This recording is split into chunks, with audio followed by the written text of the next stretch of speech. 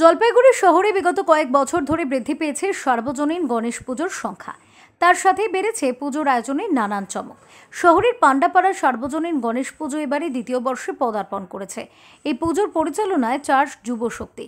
পুজোর আয়োজনের বয়স মাত্র 2 বছর হলেও চমক থাকেই, যার ব্যতিক্রম হয়নি এবছরও।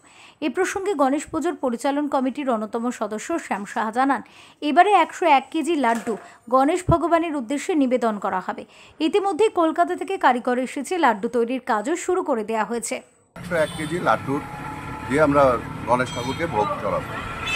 সেটা কিভাবে, কোথায় তৈরি হচ্ছে? কি আমাদের কলকাতাতে কারিগর চলে আসছে, ওটা তৈরির কাজ শুরু হয়ে গেছে আজকের থেকে। আমরা 7 তারিখে লাড্ডুটি গণেশের সামনে বসাবো। পুজোর আরেক উদ্যোক্তা জানান, গত বছর বিপুল সংখ্যক ভক্তের ভিড় হয়েছিল।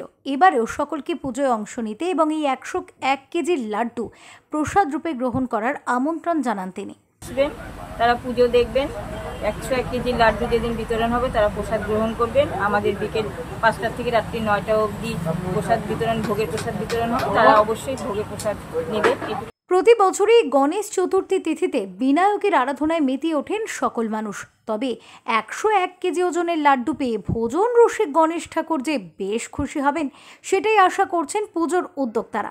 জলপাইগুড়ি থেকে উজ্জ্বল হরির রিপোর্ট, ওঙ্কার বাংলা।